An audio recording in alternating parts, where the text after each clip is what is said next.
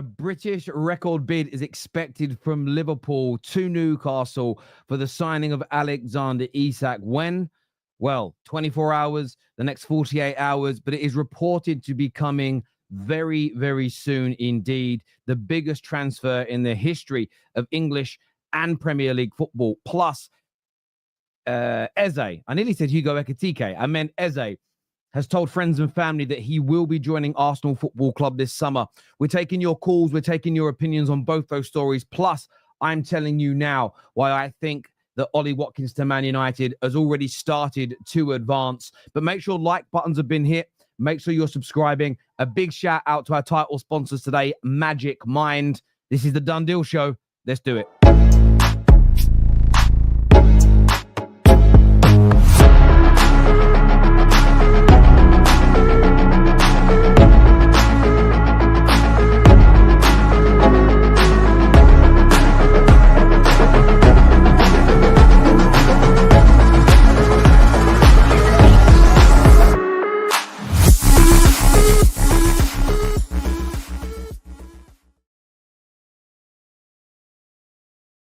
Welcome, everybody, back to the Football Terrace. It's the Done Deal Show. And yesterday was an epic day, wasn't it? Just an absolutely crazy day in terms of transfer news and all that jazz. It was absolutely crazy in every single which way. What is in store today? I've got no idea. I've got no idea what's in store today, but it's going to be absolutely massive. I've just got this gut feeling that today is going to be another one of those huge days. So listen, get the like button hit if you haven't done so already. Get yourself subscribing to the Terrace as well. And I want to say a big shout out to a lot of people because so many of you in the last few weeks have started turning on that bell notification button. And maybe even more importantly, you have been turning on the all notifications. And that's very, very important to us as a channel that you get that done and you get that over the line. But where to start today? Where to start today? Well, look, it's got to be with the Alexander Isak situation. It does. We can't not start there because it's expected, according to Ben Jacobs and a number of other journalists, Liverpool were expected to make a record bid to Newcastle.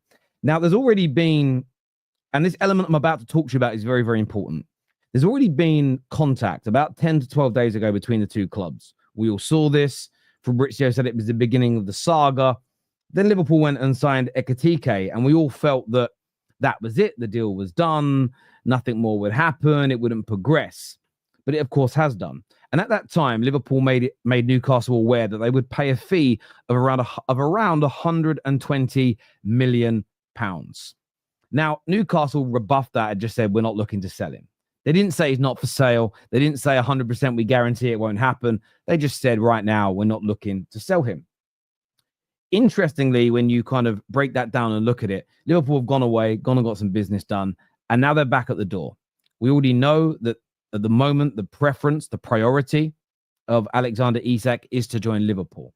But how big is this bid going to be? Well, Newcastle have seemingly now lost an element of negotiation power in people's minds because the player has essentially asked for a transfer request. Those words haven't been directly used, but that's just because of PR. The player has said he'd like to explore other opportunities elsewhere. He probably can't put in an official transfer request because it would cost him money and bonuses. But overall, he's asking for an exit. We all understand this. Let's just not be caught up in the weeds of the semantics of this situation. But it was reported again last night and reshared last night, comments from the likes of Ben Jacobs, that a record bid for the player is expected. Now, from my point of view, sorry, one sec, people, one sec. My point of view and perspective, I look at that and think to myself, well, how big is that going to be? My gut feeling is it's going to be the base fee of 120, if not a little lower, maybe a base fee of around 115, with Liverpool having this sort of view of, well, we made you a big offer before, you didn't accept it.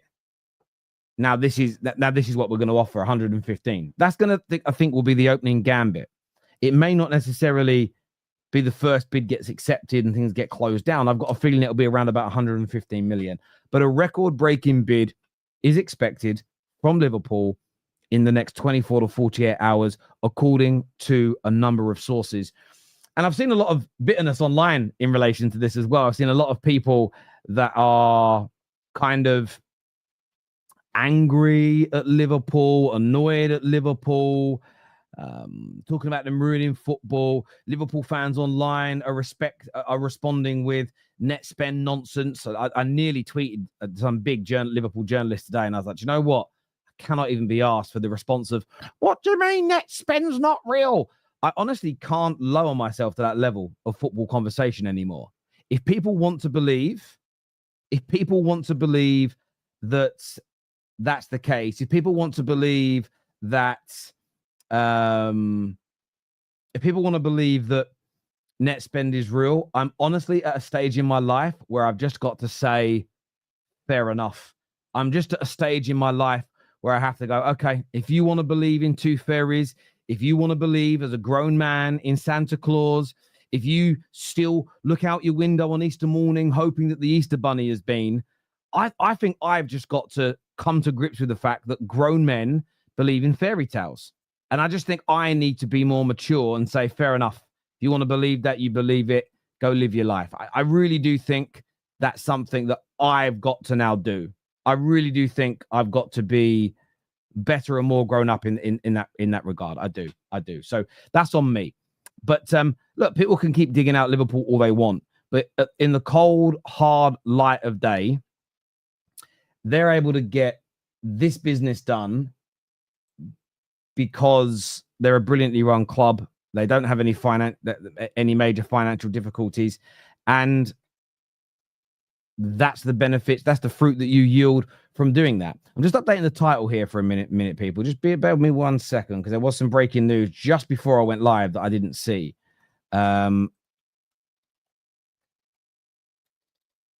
Just updating it now because James Trafford has just signed for Manchester City. So I'm just updating that, and we'll have a touch on that in a moment as well, and doing an update in the thumbnail as well.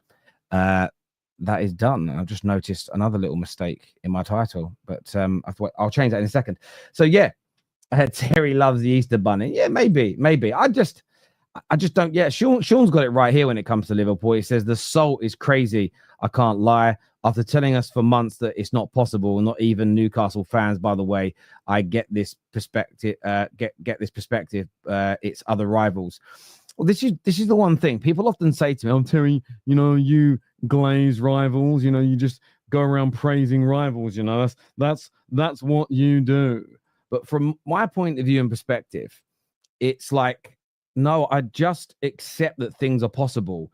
It helps react in a more healthy way when things go through. Like I saw Man United fans yesterday screaming at our club, why can't we get Isak? Well, have you been living under a fucking rock? Why do you think we can't buy him? Like that honestly sort of did my head in a little bit. It really, really did. Terry, it looks like Liverpool have personal stuff done with Isak. This is not be here where we are.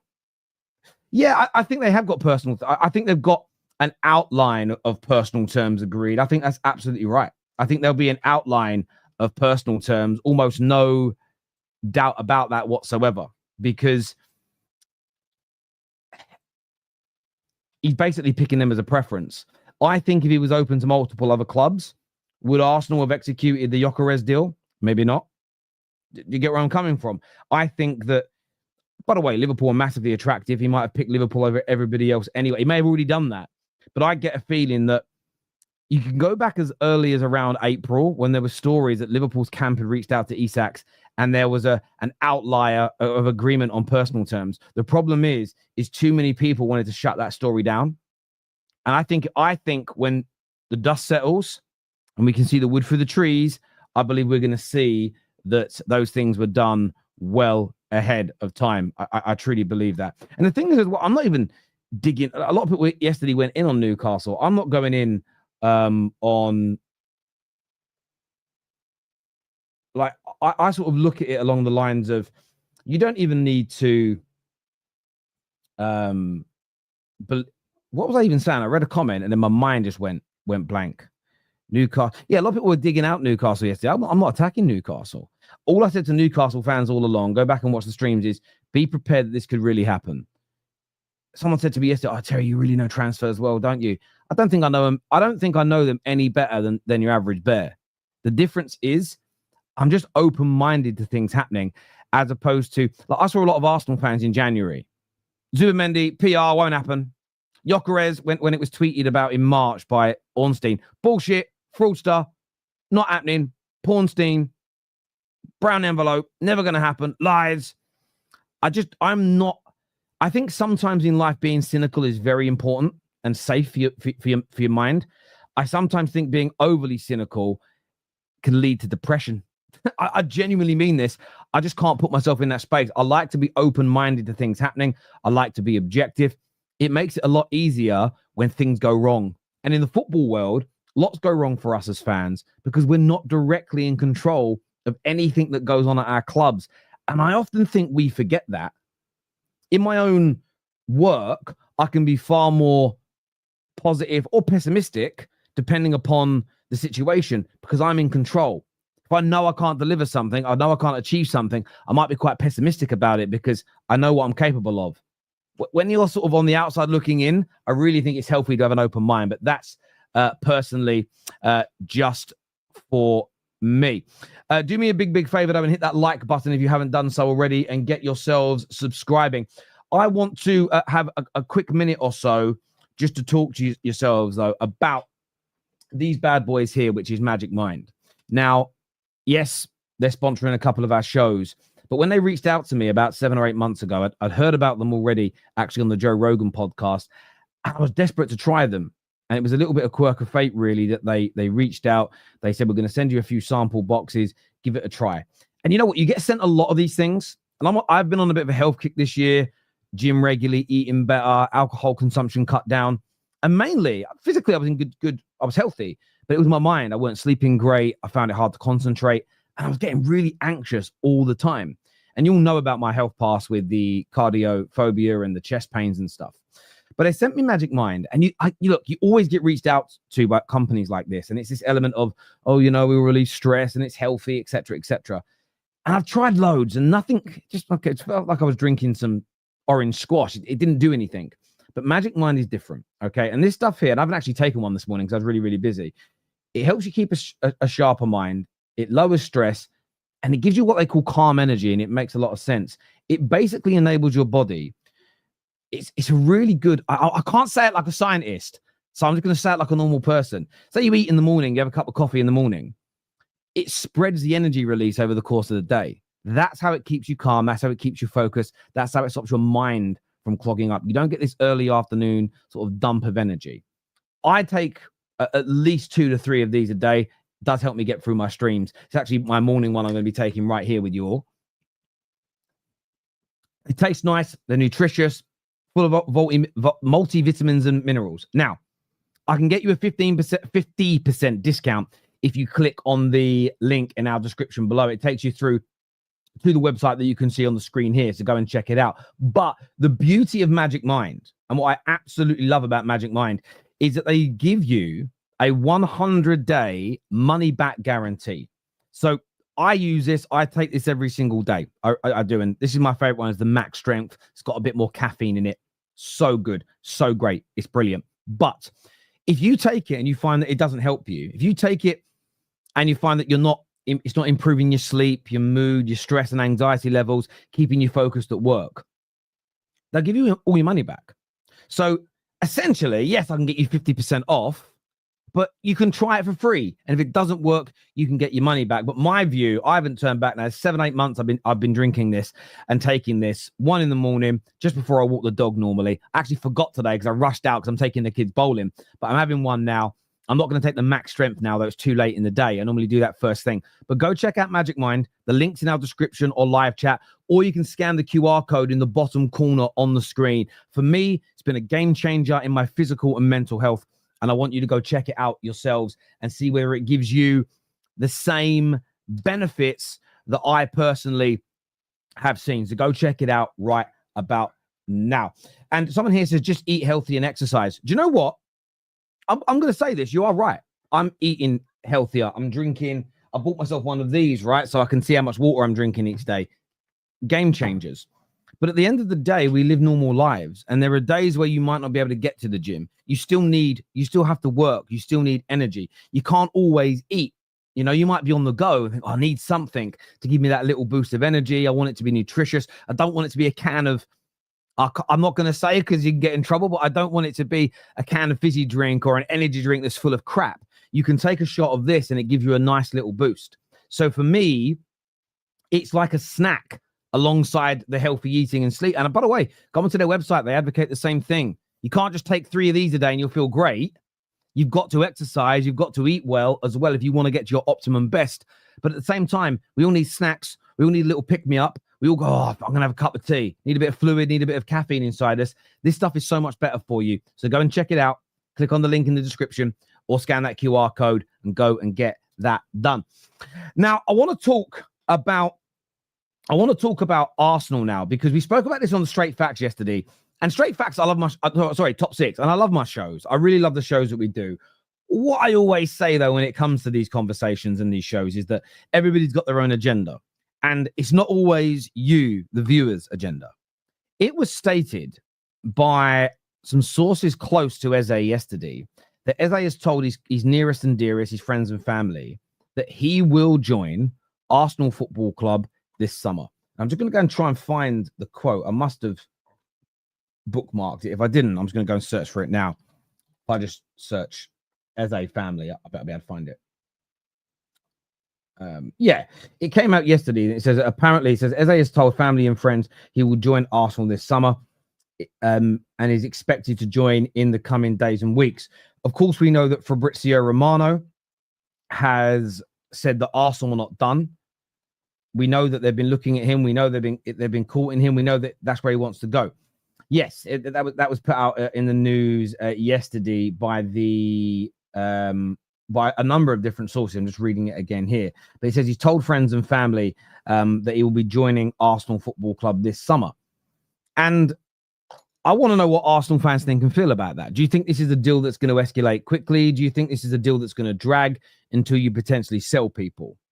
What do you make of this? Because I know that there is a sort of knee-jerk reaction from football fans to turn around and say, get it done now. Isak's going to Liverpool. We've got to react now. We've got to get it done now. We've got to get it over the line. And I understand the proclivity behind that.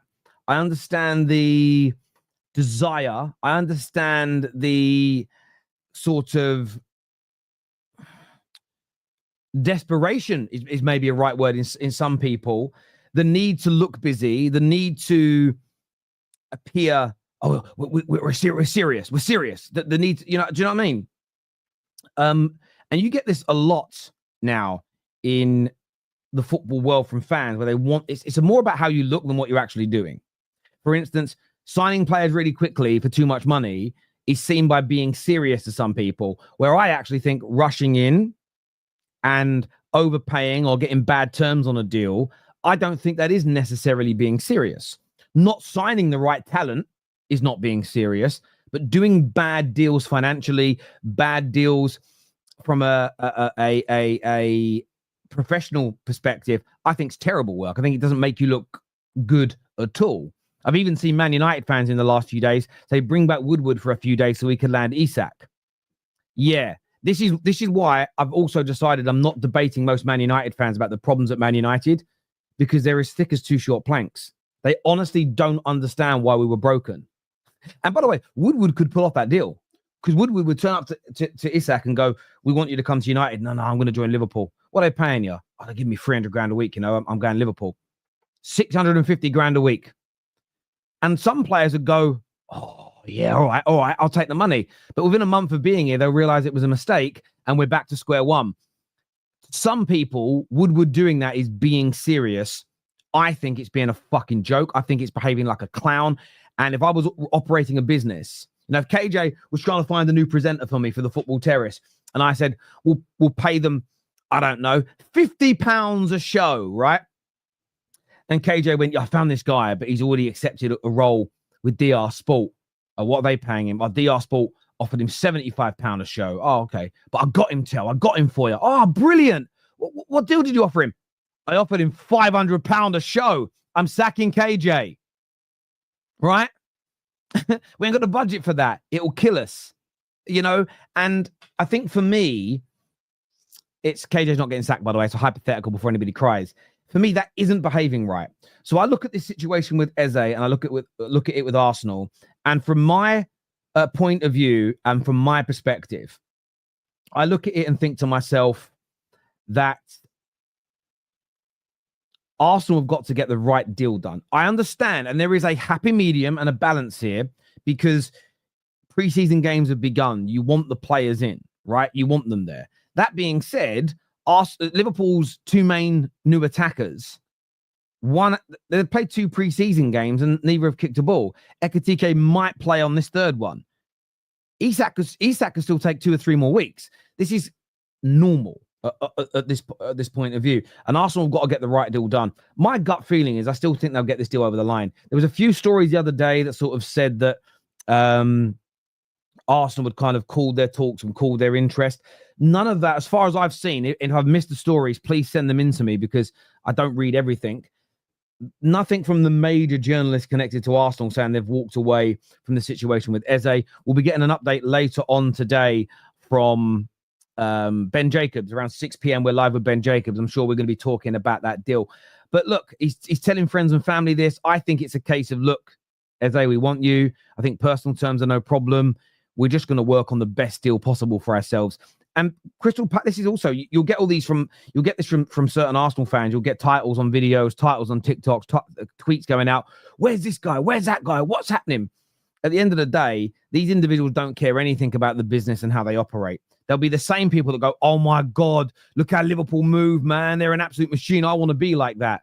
Liverpool have got to that stage by behaving the way Arsenal have done this summer by being prudent. Now, I know what the challenge will be, but they signed Madueke. It's a bad deal. Not in their eyes. They are not, in their opinion, they are not overpaying for anybody this summer. They're getting the best deals they can for the talent they think is good enough. I agree that the talent ID there is off, and I agree with that. But I'm focusing here on the business element. I'm focusing here on the execution of deals, the prices and the payment terms. Arsenal are getting so many of these in the way in which they want them at the right times. And if you want to ever be seen like Liverpool in the transfer market, you've got to start as you mean to go on. And I think Arsenal have done a fantastic job overall in that regard. Terry has been preaching that for years, and I've been right. You know, it's one of those things where maybe I need to give myself a certificate like I gave Staffy. When it comes to why Manchester United have been in trouble, okay, I look at it as 3 key components. All of it falls at the feet of the Glazers. I've never changed my mind on that. But I've looked at it through 3 main areas, okay? Player power, enabling the players to rule the roost, has been one of them. And that's been done by not allowing managers to sell players they want if they're commercially viable, signing players for commercial reasons. Fans have enabled this by if Player FC have their player dropped or their player gets disciplined, they turn on the manager and it becomes like a civil war. All of that was propped up by the Glazers, paying people double the salary offer of another club, convincing them to join for non-footballing reasons. All of this created a player power issue. Then there's the professional execution of what we do. Look, being a laughing stock in the football industry for deals like Di Maria, deals like Alexis Sanchez, deals like Fred, deals like Maguire. Forget the players and what they did or didn't do. The actual execution. It's been well documented. You can go back and find it yourselves about how we were a laughing stock in the transfer window. We also once upon a time sent, we sent delegates to the wrong place. All kinds of madness that Manchester United have done. That plays a massive part. And then, of course, the debt. Part of that is to do with the bad transfer dealings and the player power issue, plus also the money being sort of pillaged out of the football club by the owners. You add these 3 things together. Why is a player going to run through brick walls every game for 90 plus minutes when we're looked at as a joke in the industry, when we're in debt and we're crumbling away, when the stadium is rotting and there's no infrastructure or investment, and they know that the manager will just get blamed and not them, and they'll get a pay rise in a couple of years anyway because they're commercially successful for the club. You add all those things in together, it's the road to ruin. yes, coaches have been bad and players have been bad. They've never been the key catalyst to why Man United are where we are. They've never been, and they never have been. And until Man United fans realize that, I think that we won't necessarily be doomed. But when we eventually improve, people will just go, oh, the coach. And if the coach will do a really good job, they'll ignore all the groundwork that's gone in to make the football club better, because everybody thinks it's just FIFA. Just buy a few players, man. Buy a few players and we'll be okay. Nincompoops. They are nincompoops. But look, I think Arsenal will get this done. I think it's a really, really good bit of business for Arsenal indeed. Now, kind of staying with Matt before we take your calls, because we're going to put the link. We'll put the link now into the whatever it's called. I'm going to put the link now into the live chat for you all. Just copying that. I'm going to paste it in here. I'm just going to keep posting that because obviously we've got the pinned tweet for Magic Mindset. It's in the live chat if you guys want to call in, if you guys want to have your say with us today. I've got a theory. For you. Man United are advancing the Ollie Watkins deal. Okay. Now, I know the first thing you're going to say, but Terry, Villa have said there's not even been an inquiry. Villa have said there's not even been contact. Villa have said he's not for sale. It's not going to happen. How can you believe this? This is why I have to drink Magic Mind. So I don't get gaslit, so I can keep a clear head. That was said last night. This is what triggered me into thinking it. So Ben Jacobs put out a tweet yesterday saying that Man United have held fresh talks for Ollie Watkins. Villa have. Again, Villa have said he's not for sale. But there's two parts of this that don't make sense. Okay. They've said he's not for sale while stating his valuation. Just like we saw with Alexander Isak. No, he's not for sale unless you give us this amount of money. Sorry? So he is for sale then? No, he said he's not for sale unless you pay this amount of money. So he is for sale for that money. No, he's not for sale. We don't have no intention of selling him unless you pay us 150 million. So he's for sale for 150 million. No, are you an idiot? I said he's not for sale unless you pay us 150 million. Okay.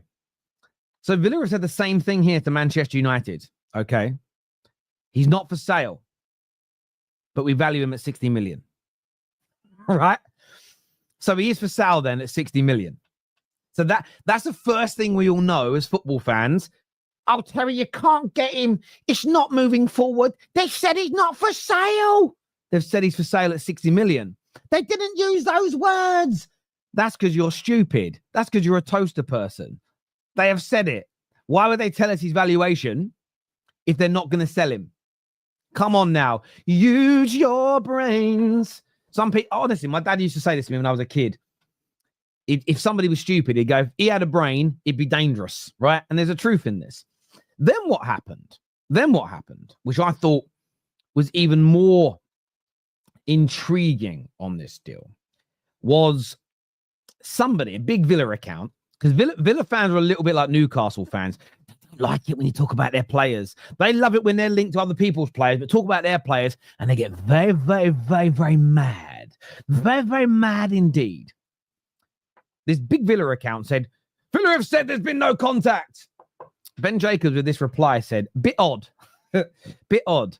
If they have communicated their position to Man United, as widely reported, so Villa are saying he's not for sale, but also said there's been no contact. How does that make sense?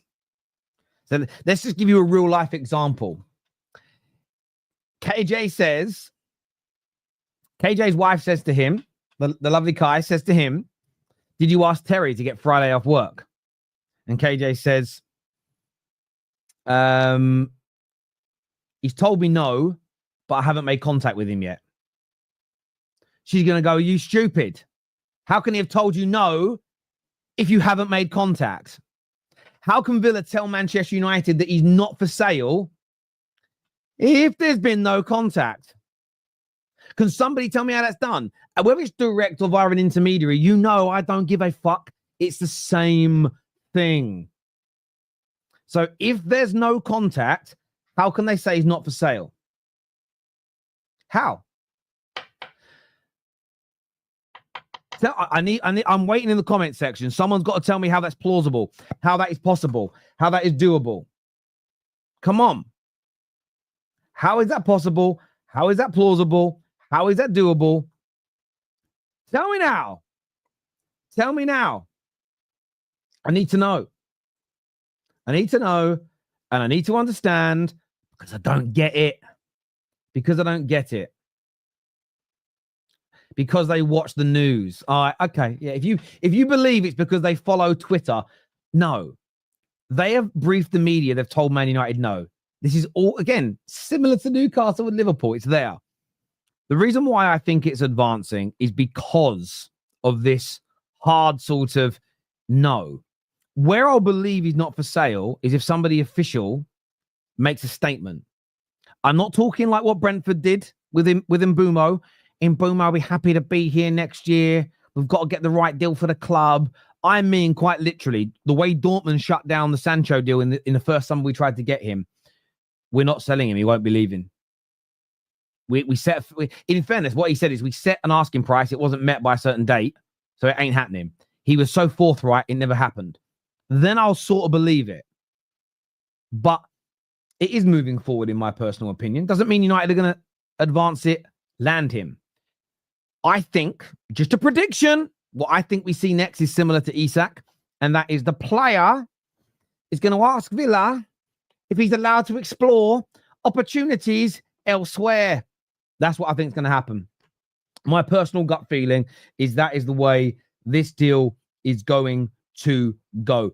Look, I want your views. I want your opinions. Listen, I'd like Ollie Watkins at the right price. You know, I think 50 million is at the upper level where I view it as a good deal personally. But what do you think? Listen, this man only been outscored in the past 3 years by Salah and Haaland, one of the best strikers in the league. This is a provable fact. Yes, according to Staffy and David, he may not be a better footballer than other strikers that score less goals, but he's better at his job than most other strikers in this league.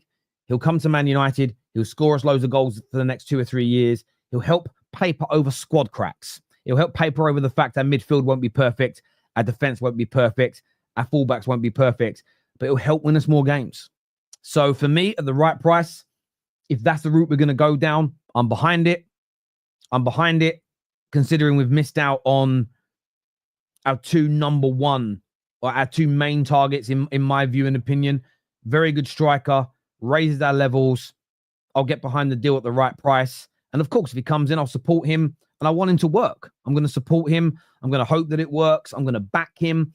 And I'm going to want Ollie Watkins to be the very best version of himself at Man United. So I hope we get this done.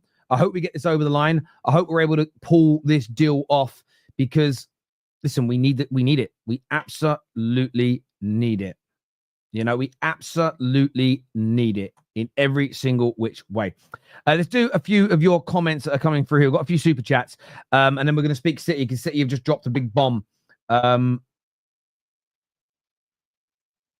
Interesting. I need to read that, what Ornstein just put. But let's have a little look at some of your comments that have come through here. Just wondering if selling Diaz and Nunes to purchase Isak would lead to an imbalance at Liverpool. Love to get your opinion on that. Do you mean in terms of having two number 9s and not an out-and-out left winger?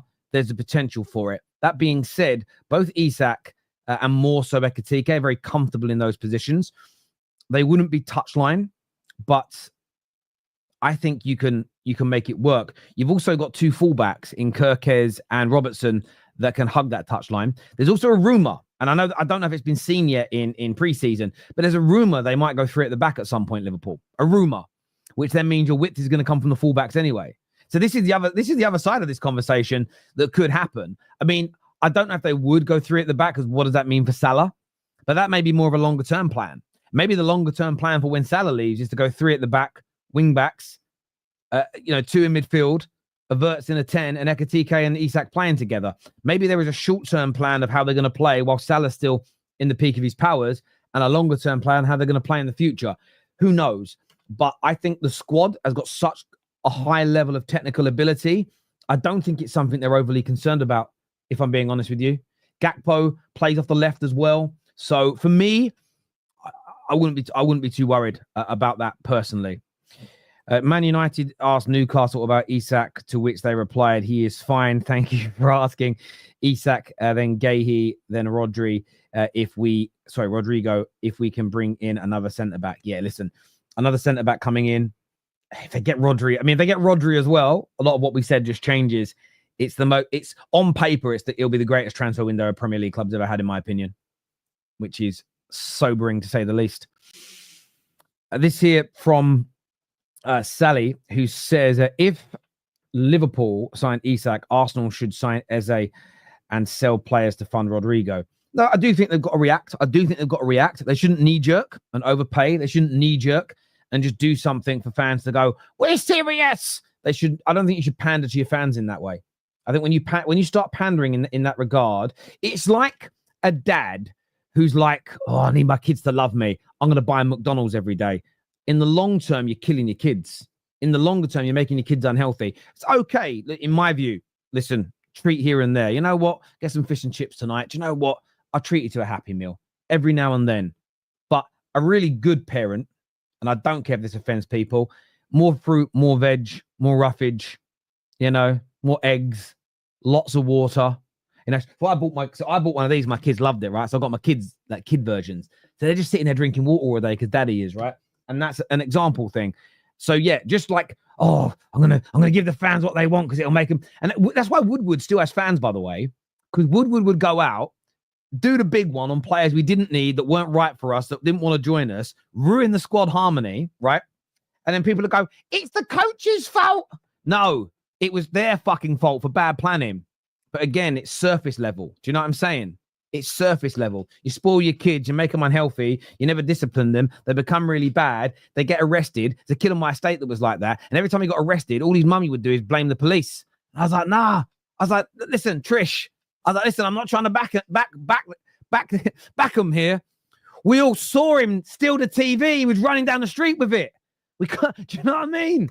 Blaming everybody else. You create an animal. What you need to do is look at the root cause problems.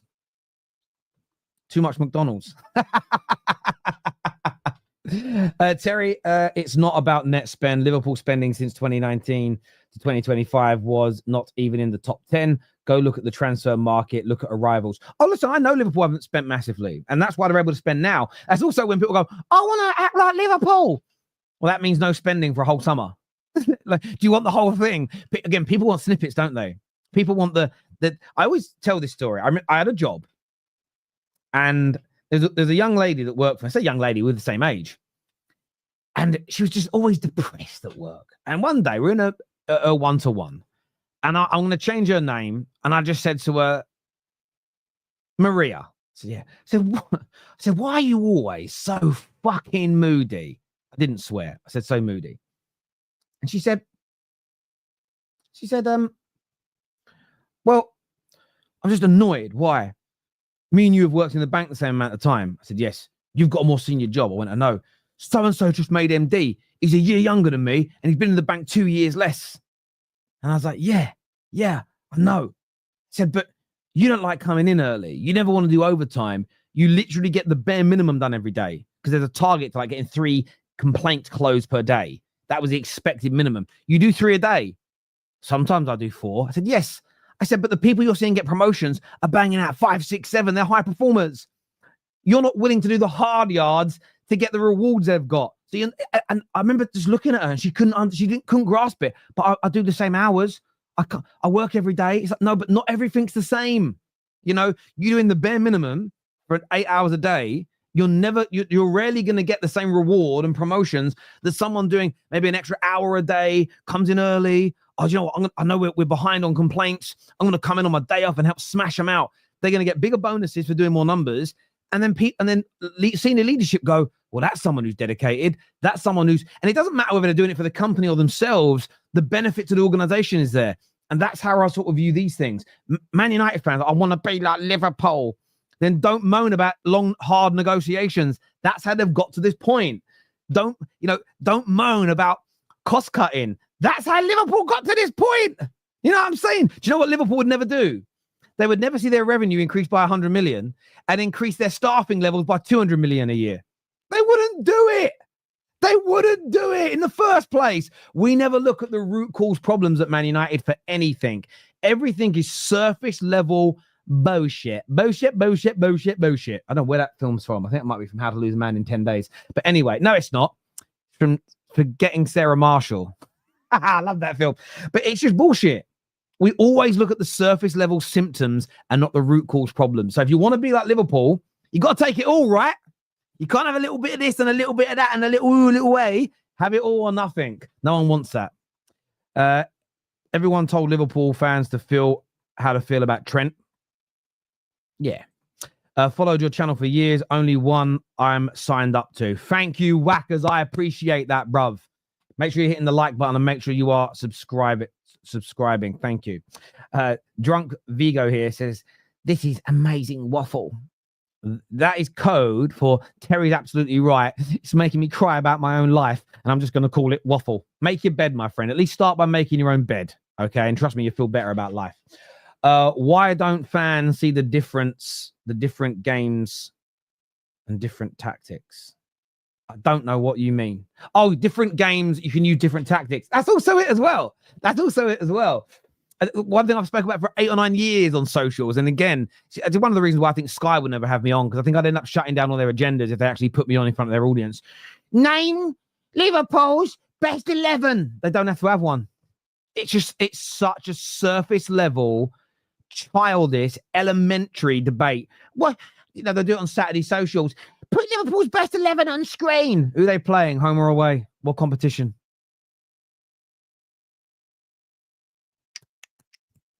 It's just crazy talk, crap content. Rivals having a go for spending. It's hilarious. You'll never walk alone. Yeah, I'm not going to moan at that. It's crazy. Do you know what it is, right? I wouldn't call myself the GOAT or anything like that.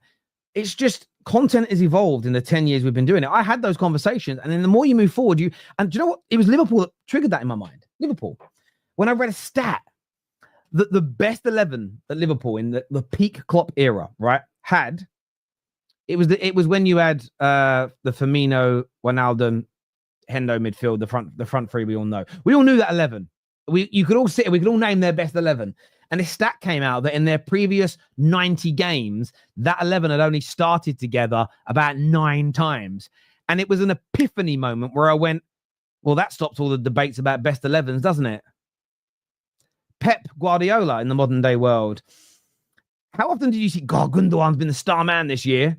The next season, why is he always on the bench? John Stones, what an amazing season. Next year, why is he always on the bench? Oh, the fullbacks have been great. Why is he now playing centre-backs as fullbacks? We didn't have best 11s every year. Chop and change to keep opponents guessing, depends on who you're playing. Those two things, as someone that then started to discuss and debate football, made me realize, well, that just becomes a futile conversation. Net spend, when all the financial experts put out articles saying net spend ain't real, war chests aren't real, intelligent people went, well, let's stop talking about it. People that read The Sun, do you know what I mean? People that read The Sun went, net spend is real. Net spend is real. It isn't. What the fuck are we still talking about it 10 years after it was revealed that clubs don't use it? I don't understand it. It must be for the amoebas, man. It must be for the amoebas, the toaster people. It's crazy. It's crazy.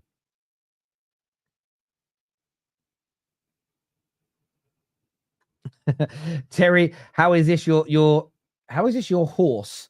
Best 11s are the best bits of fan-based opinion. I not about your own. The combined 11s, cool. They can be fun with the right parameters. I'm just bored. You can name your best 11 players. That's fine. But it's when people go, and I remember having this conversation, and it's where it all started from. Hang on a minute. If you sign, where's Amag going to play? If you sign in Burbumo, where's Amag going to play? In the team. Sometimes as a 10, sometimes as a wing back. Sometimes Mbumo's going to be on the bench. Rotation. Options. How's that going to work? How it always works in football. honestly, well, in the last 30 years since squads became a thing, back in the day, you used to have one sub. It was a little different then. But honestly, it gives my ass an headache. I tell you. Right, time for the calls. Because I've got to take the kids bowling in half an hour, and I've got to jump on with this, as they'll kill me. They'll kill me, my kids. They will. KJ joining me first, and we've got Cal coming on. We've got Rob coming on. We've got Bruno. Not our Bruno, but Bruno coming on. Also, before I bring the boys on, I do need to say very, very quickly, James Trafford has just been re-signed by Manchester City. Says here, let me just make sure let me timestamp this so the City fans can see I talk about their club, because they get really angry when I don't talk about their club. They get proper angry. It's proper mad. Man City signed James Trafford from Burnley, sold at 14 million and purchased back for 27 million. So buyback cost is 13. Okay, so they're only actually paying 13 million. Activating matching rights for Newcastle's offer. Newcastle lost that.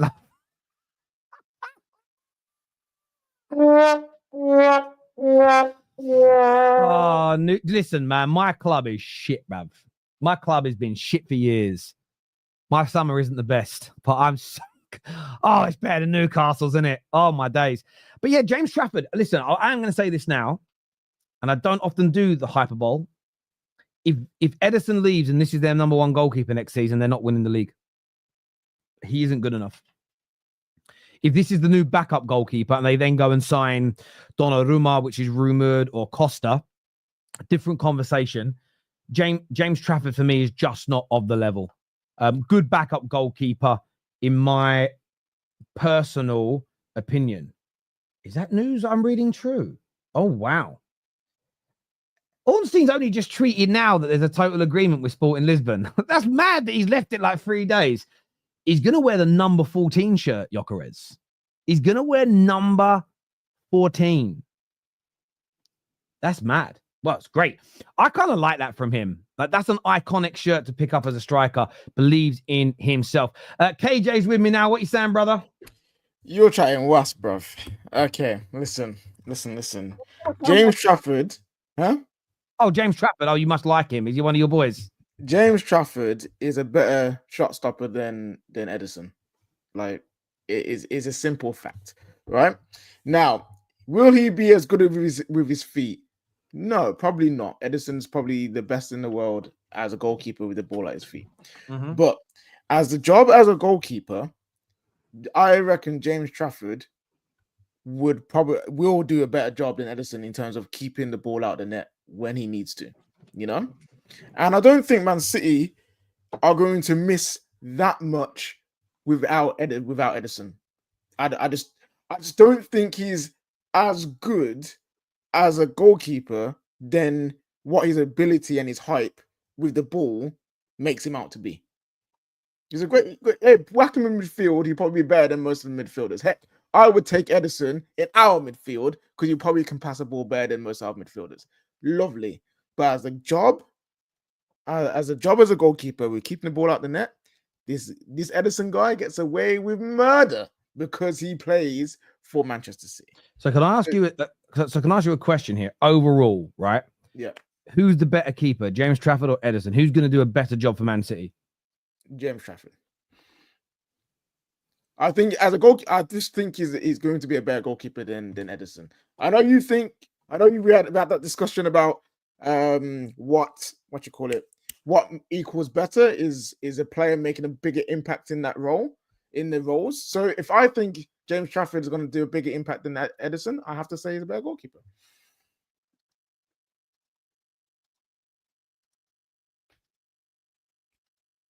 So I'm just emailing HR for your P45. Hey, listen, I'll take that to the arbitration. You are entitled to that opinion. But let me ask you this question: how much of James Trafford have you actually seen? Enough from when? Over the last 2 seasons. So you watched some of him in the Championship? Sorry. Have you watched some of him in the Championship? Yeah, I watched him champion. Yeah, listen, I've seen him make good saves. Mm-hmm. what I'm saying is, I don't think he's a bad goalkeeper. I don't think I said he's a bad goalkeeper. I don't think he's a trash goalkeeper. I don't think he's Onana. I don't think he's Bayandere, right? But I look at Raya I look at Raya at Arsenal. I look at Alisson at Liverpool. When I look at James Trafford, he's nearer to a Sanchez than he is those two. I'm not saying he's better than Sanchez, but he's down that level. And I think we are looking at a Premier League season where if you're going to be deliberating between who's going to win it, we're nitpicking here. We are talking about every goal missed, every big chance missed, every little mistake at the back, every little mistake from a goalkeeper, every shot that you think should have been saved. I think these little inches are going to be what separates those three teams at the end of the season.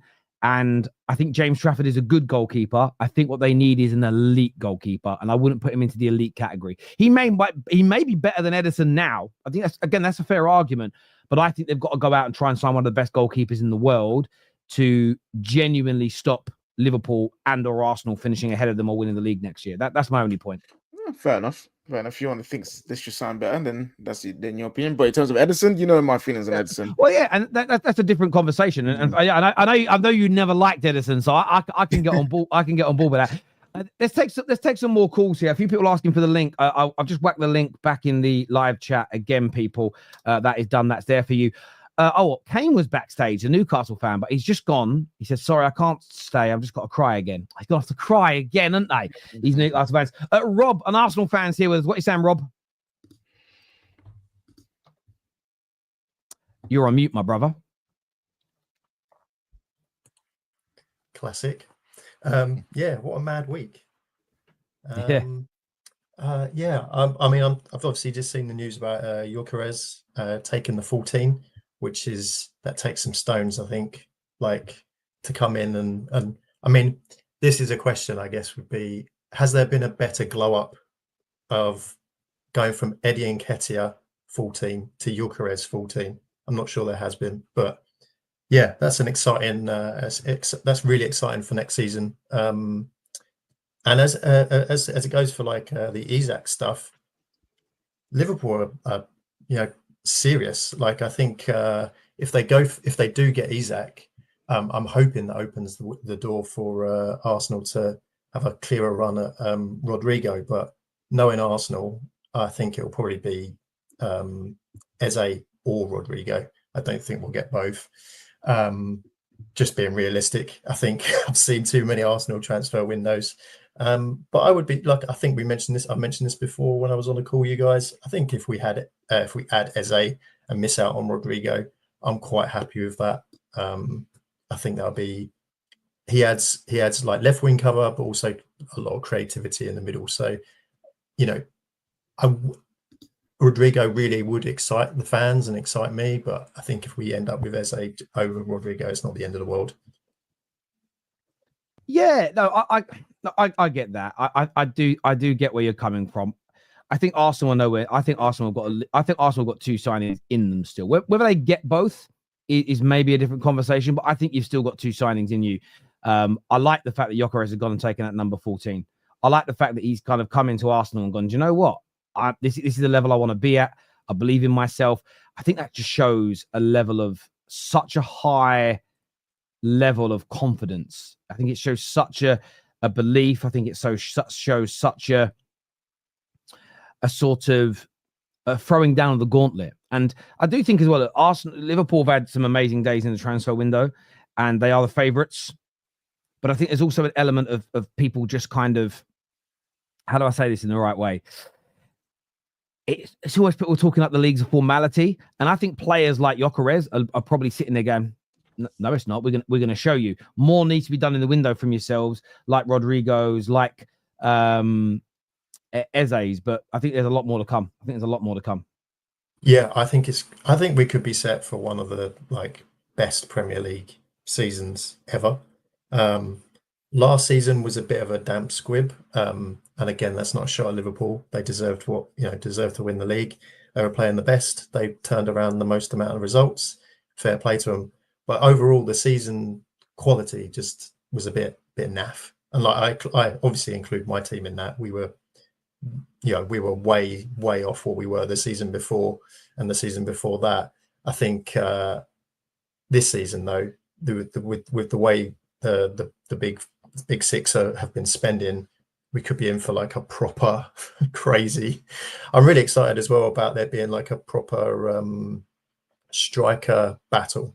Hasn't really been that, especially amongst the top four for a while, where there's been, 3 or 4 prime goal scorers at each club. I can't remember the last time that would have been. Maybe, I don't know. No, I really can't remember. I agree with you. And what I want to say on this is, how old are you, mate? And I don't mean that in a detrimental way. That's fine. I'm 40. Fuck off. Yeah. I thought you were about 25. It's no grey hair, mate. I thought you were about 25. Jesus. So you'll remember then. So you'll remember. The youngsters won't. I've been preaching this for I don't know how long. 04 to like 2013. Why that era for me was the best is every year there was at least 3, sometimes 4 that could win the league. All of our Champions League teams had a chance of winning it. What you get from the youngsters is they look at this era with City and go, oh, that's so much better. Look at the points totals and this and that. These men haven't experienced what a Prem is like, where you've got 4 or 5 actual elite teams all playing each other at the same time. It's absolutely phenomenal. And if that happens this year, so if we have a year where all the teams are at that level, this is how I know fixtures are slightly fixed. Next year, what you'll start getting is we'll get those weekends back that haven't existed now since the top 4 all those years ago. You'll get a weekend where it will be Chelsea, Arsenal, and Liverpool City the same weekend, back-to-back games. They'll go back to doing that again. We haven't had that because you really haven't had the teams fighting it out with one another, all of that similar level. But Rob, listen, thank you for calling in, mate. I appreciate it. We're going to jump on some more calls. Top man, thank you. Liam is, thank you, mate. Liam is with us now. What are you saying, Liam? Morning, James. How you guys doing? I'm very good, my friend. Very good, thanks. Yeah, just from the last time we spoke, I was saying that at this point, I don't even want United to sign a striker. And reflecting on that statement, I think I was just terrified about Nicholas Jackson. Yeah, no. I was saying, no, just get a keeper. There's no strikers on the market. Let's move on. But the more and more this Ollie Watkins deal heats up, the more I'm getting excited about it. But yeah, let's hope we can get it for around the right price. I think that's where it's gonna come down to. I don't know. Mark was saying he doesn't think we're gonna get another play in before the Arsenal game.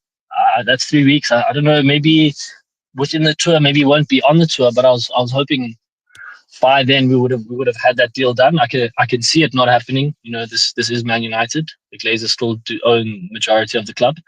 We will still be inadequate in some places.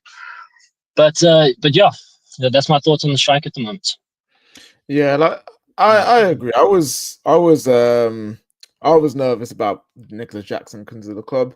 I was unsure about an Ollie Watkins until I actually started to look at it deeply in terms of look at some of his goals, look at his movements, look at some analysis videos on him. And for what we need, he is a good fit. And he's the kind of player, because he's suited to the Premier League, because he's already in that mold of striker that can do a bit of everything, and he's adaptable to systems. I don't really care about him coming in after the Arsenal game or towards deadline day, because at the end of the day, we have 38 games in the Premier League. We play 3 games in August. Our Premier League season is not going to come down to those 3 games being won, lost, or drew. So if we don't have him in for those games, then it's frustrating and it's annoying. But at the end of the day, he's a player I believe that if you bring in, he would adapt quickly anyway. He's used to the league and he's mature enough to be able to adapt with his experience as well. Because we're not going to ask him to do anything that he doesn't already do. He likes to spin in behind. Yeah. He can link up play. He likes to be in the box to score goals. If he drifts wide, he can play with Cunha. He can play with Mbeumo. He's played with Mbeumo. People forget this in the Championship at Brentford together. So they played together already. So yeah, I think he's a kind of a plug and play kind of striker that we could get in the Premier League, where I'm not worried too much. And Villa are stunting. You know why Villa are stunting? Because that club, as much as I have a soft spot for them because they are my local team, These guys have not signed a single first-team player. They've signed a backup goalkeeper and some kid from Spain, I think. I forget what it is. For a team that have been boasting about their growth, been boasting about how well they're doing, being trying to say that PSR is wrong and we've sold our women's team so we're fine. Where are the first-team signings? Where are these first-team signings? Yeah. And they haven't made any. And I think they need to sell. Yeah, and this is absolutely why what you have to do is read the room and look at all the information before giving an opinion. Do you know what I'm saying? Like it's for me that is what's key here, because them saying he's not for sale but he's valued at 60 million, that means he's for sale. it is what it is. Do you want a new job, KJ? No. Unless you pay me 50 grand a year. Well, that means you're after a new job at the right money. Like, it's just what you get is that people want to shut things down that don't suit. It's either that they hate the club like a rival or it don't suit their narrative. That's all this really boils down to. What could be right is we might not sign him until after the season begins, because we might say, well, no, that Man United might be getting information from intermediaries where the longer, we might be able to get it down to 45 or 50. And I get a club this is where it becomes interesting. The same fans saying, just pay the money, are the same people that said it's disgraceful that we're KJ, what you done, bro? That was accident. Fix it for me, please, boss. What have I done? I know what you've done. I think I know what you've done. There we go. Yeah. I are the same people that are like, it's a disgrace that we've made people redundant. Yeah, what would be an even bigger insult is then just spending 15, 20, 30 million pound over the asking price for players after making people redundant so we could actually buy people this summer. You've got to continue being thrifty in that way. So I'm quite relaxed about it in that regard. I want it in sooner, but I'm accepting of the reality that we're in. Not forever, but it's where we are right now. And I would rather the right player at the right price than the right player overpriced, because that overpaying means we're definitely, people go, we might only get one more. We're definitely only getting one more if we overpay. So I'd rather do that. Liam, thanks for coming on, mate. I appreciate what you had to say, my friend. We'll chat again soon. Top man. Thank you, Terry. Cheers. Thank you, mate. Mark is on with us now. What are you saying, Mark? Yo, good morning. And big up all the Manchester United fans, and big up all the people that watch your show, Terry. You're a good guy. And I respect Mark too. I respect most of the people them where do fan channel. I just have a look at small. I always like when I watch you guys program. It's not a flip flop, but from where I'm watching, I'm 45. I've been watching Manchester United from we're winning, but we lose certain game. But I think that where people get pressure and depression from is over exerting their feelings about the game. It's just a game, Yes, money is involved, but it's not out of our pocket. We have our own family to deal with. And another thing, Terry, it's like we have the players them at this. We can never get 11 Ronaldos, the best goalkeepers. Players, we're going to have players, but we as fans need to support our players, not degrading them. I know you're always going to have a bad apple in the bunch, but we have United fan channels are the people who are pushing the players push them to the level of being a supporter, not being like the other teams that bullying us. We should be defending our players. They are human beings at the end of the day, Terry. As I say, we're never going to get 10 Messis. You only get good players in a generation. And if certain team get them, as I say, look at Leicester when they win the Premier League.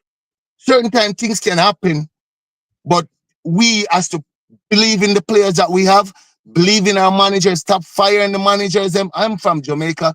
Now I live in the United States. And all I've seen from Sir Alex Ferguson left is people just bickering, want this, want that. We can't lose. Why we can't lose a soccer game? It's a soccer game.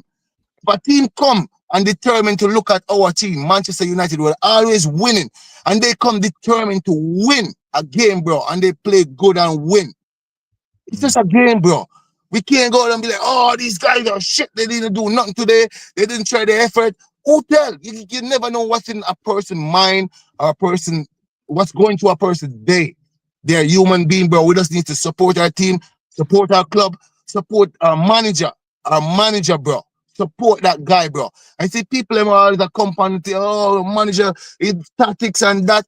They never coach a team. They never even kick a football. They never go play a five-a-side yet to know. Oh, sometimes you see these guys come and win every five-a-side game, and one time you see a team just come and put 5 guys together and beat that team, and you be like, oh, shit, these guys are good today. They think you meet a match. It's just like Manchester City. They've been doing all this thing. They spend much money. You don't hear one person say, oh, look at what Manchester City did in January when they spent all that money. Our team didn't get $1. One little player, 20-year-old. And I don't hear nobody uproar. They didn't back our manager. They called the guy from his good team and he come here trying to do with what he has, bro. We should support our team. Whenever we get players, support them. I know Nicholas Jackson is crap, whatever, but he's not our player. Leave him. Let him be. Let Chelsea criticize your own people. Let's start building our people, bro. I love your channel, Terry. Continue to do your good work. Bless up. May God continue to bless you, strengthen you, and give you a good day, my brother. It's that I have to say, my brother. I want us to support our team now, man. Support the players, them, bro. They all can't be Messi, bro. They all can't be Ronaldo, bro. They all can't be Beckham. Listen, I hear you know what, bro? Mark, that's what I want to say. I get where you're coming from, and I think it's different generations, and I think it's different. I understand that too. How we were, and maybe how our mums and our dads and our uncles and brothers taught us about football. I can't help. We could sign the worst players in the world. I'm going to support them in the sense of cheer them on and want them to do well. I can't not do that. It's not within me to not do it. It's so hard, man. Do you think so? We are going to sign the worst players in the world? Come on, No, Manchester United. We've actually signed two. Sir Alex Ferguson, I remember Overton. Oh He shit! played like a couple of games, and we have to throw him away. So, Mate, but people still support Sir Alex Ferguson at that time. Even Sir Alex Ferguson bring in certain players, but you know what? As a coach, he realized that, yo, that player, is not up to standard. Just, quietly push him away. He didn't want, uproar because we still, even Anderson or a Brazilian, he wasn't a world beater, but Alex Ferguson turned him in a good midfielder and did what he has to do. So in the games that I used to watch, Terry, we didn't have 11 ballers out there, bro, but we had 11 players that was working for the team. That's what we want, bro. That's what we should be telling these guys. Work for each other, fight for each other, fight for this club. Do what we have to do, bro. Do everything on the field, bro. I always say you can never get 10 Messi again, and we will never get 11 Ronaldos. So we have to push on and cheer them on because the coach has a lot to say. All right, I'm gonna bring on this guy. That means we should support him because the coach has a knowledge about football. We might sit there and say, hey, what do you... Even the time when, look at McTominay, people used to crush the guy. I see that he went to Napoli. Big star. The guy did it. So sometimes we might look, it's not a gem, but it's still shining. Come on. Let's push these guys, bro. Effort. One thing about football where I learned, bro, it's not about just loving the game. It's about the effort where you put in the game, bro. Mark, I hear you, and look, I've been speaking about this for a while now. We're never going to be able to test the theory because not everyone's going to do it. I would love to see the improvement at Man United if we had a whole year where fans put all their subjectivity aside, and just supported the team, didn't stand on business. I'm going to be horrible because I hate this player. I wonder if we all just became positive for a year. If the club would, I'd love to test that theory. Mark, bro, the club would turn around. I'm telling you. You see, more positive we speak, bro, is the more positive things come out at the end of the day. As I said, you can't defend all the people in that bull, but let's tell them to try. Let's try. Tell them. Think about it. If every person that bash people, if there was their brother, their cousins or whatever, ask them if they would be bashing them. If they had a bad game, would you be bashing your brother? Would you bashing your cousin? No, you'd be saying, oh, come on, he just had a half day today. Just like when you go to work, Terry, you can never have, even on your show sometime, you say, oh, shoot, something happened. It's just life, bro. We're not gods, bro. We will never be. God created us in a perfect, beautiful manner, everything, but perfection when we, to get something. Nobody, you could be a best builder in construction. One day you're gonna have a little mishap because you have to work with other people. I totally agree, Mark. I really Come do. on, let's support our team. It's Manchester United. We're the greatest club in the world. People must always remember that and not living off the past, because if you don't live off the past, or you're gonna meet the future, or you're gonna meet the present. The past is the future, because you was a baby once, now you're an adult. Come on. Some days you're gonna have bad days, yes, people. But when the bad days come, remember the good days. And stop living off the good days. Then where you gonna live off? If you don't live off your mom and dad when you're a baby, who you gonna live off? You gonna live off yourself? Come on, people, man. Stop talking nonsense, man. We make people infiltrate our club and start to put all kind of things. Some of them I feel are like not even fans, not even no fans at all. There are some people that I think that's infiltrated a lot of industry just to get people corrupt, get people to hating things. I think it's the work of some satanic thing. Because people used to us Bantan fans and whatever, and we go home and we love our team, and we say, all right, we're coming back next week for you. Next week we're coming back for you harder. Mark, all right? I hear you. I've got to take my kids bowling. I've got to leave my house in 2 minutes to go, right? I appreciate you phoning in, brother. I love you guys. I love if you, bro, you're a good guy, bro. Continue this what you're doing. Stay blessed. Have a blessed day, guys. I love you guys. Continue to do your work, my brother. Thank you very much indeed. I appreciate that. Thank you. We had a few super chats I don't want to miss because people have paid them in. So Jim says net spend does exist. His interview with Forbes. Again, the phrase net spend can be used, but he isn't talking about we bought a player for 70 million and we sold. If we sell Sancho for 25 million this summer, we make profit. He isn't using net spend that we have to sell him for over 70 million to make a profit. He doesn't do it. Listen, I want to say a big thank you to everyone. I'm sorry to everyone else who's backstage. I can't get on. We are out of time. I'm very sorry, everybody. We'll be back later today. Straight Facts at 3:30 with Staffy and Dan Lawless. We'll be live with them. We're also live at 6 p.m. with Ben Jacobs today. This is redirecting you to Hassam's channel. So go and support my brother that's over there. Until next time, take care. Goodbye. God bless. And by the way, go check out Magic Mind. Don't forget about Magic Mind. Go check it out now. 100-day money back guarantee. Scan the QR code or click on the link. Click in the link below. It's a game changer. Take care, people, and we'll see you all soon. Peace.